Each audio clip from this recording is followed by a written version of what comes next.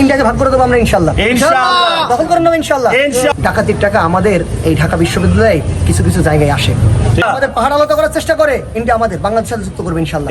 আমাদের যে সমস্ত ছেলেরা এই ঢাকা বিশ্ববিদ্যালয় থেকেই বা আমরা দেখি বাইরে থেকে বাম সংগঠনের কিছু মানুষ তারা যে আদিবাসী প্রশ্নে তাদেরকে সমর্থন প্রদান করে, এই সমর্থন প্রদান করাটা তো সংবিধান বিরোধী, এটা তো রাষ্ট্রবিরোধী একটা সিদ্ধান্ত। আপনি জানেন আদিবাসী কারা? তারা যদি আদিবাসী হয় ওইখানকার এই বাংলাদেশে, তাহলে আমরা কি পরবাসী? আমরা কি প্রবাসী? আমরা কি অভিবাসী? আমরা বলতে চাই তারা যদি আদিবাসী হয়, আমরা যদি বাঙালি হয়, বাংলাদেশ এই দেশে বাঙালি জাতিসত্তার সম্পৃক্ততা রেখে দেশের নাম হচ্ছে বাংলাদেশ, তাদের কিসের সম্পৃক্ততা? আমরা বলতে চাই পাহাড়ে যে হয় ডাকাতি হয়, ডাকাতির টাকা আমাদের এই ঢাকা বিশ্ববিদ্যালয়ে কিছু কিছু জায়গায় আসে, দাঁড়িয়ে তারা আদিবাসী প্রসঙ্গ উল্লেখ করে। আমরা বলতে চাই হাত থাকবে না কিন্তু গায়ের সাথে।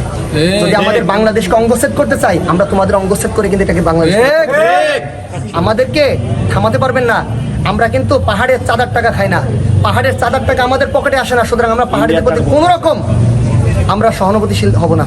আমরা বলতে চাই যদি বাংলাদেশকে অর্থাৎ ফেনী নদী থেকে শুরু করে একেবারে আমাদের টেকনাফ পর্যন্ত এই অংশটাকে এবং পার্বত্য চট্টগ্রামকে যারা আলাদা করার সামান্য স্বপ্ন দেখতেছে, 1917 সাল থেকে চেষ্টা করেও আমেরিকা, কানাডা, ইংল্যান্ড সকলে চেষ্টা করে, যেমন ইসরায়েলকে একটা রাষ্ট্র বানিয়ে দিতে পারে নাই, ফিলিস্তিনিকে আলাদা করে ধ্বংস করে দিতে পারে নাই, 100 বছর পার হয়ে গেছে, বাংলাদেশ নিয়ে প্রত্যাশা করাটাও দিবা স্বপ্ন।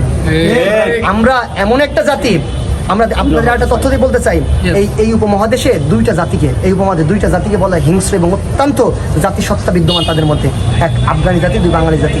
মুঘলরা আমাদেরকে শাসন করতে পারে না, মুঘলরা পারে নাই, সুলতানরা পারে নাই, ব্রিটিশরা পারে নাই আমাদেরকে শাসন করতে। আমাদেরকে নিয়ে তাদের ভিতরে একটা উদ্বেগ অবস্থা সৃষ্টি ছিল তাদের মধ্যে, তারা সবসময় বিশৃঙ্খল থাকতো, আতঙ্কিত থাকতে বাঙালি জাতিসত্তা নিয়ে। সুতরাং আমাদেরকে পাহাড় আলাদা করবেন ইন্ডিয়া ষড়যন্ত্রে, ইন্ডিয়াকে ভাগ করে দেবো আমরা ইনশাল্লাহ, দখল করে নেবো ইনশাল্লাহ। আমাদের পাহাড় আলাদা করার চেষ্টা করে ইন্ডিয়া আমাদের বাংলাদেশের সাথে যুক্ত করবে ইনশাল্লাহ। 100 বছর পারে গেলে আমাদেরকে আলাদা করতে পারবে না। আমরা ইনশাল্লাহ এমন একটা জাতি।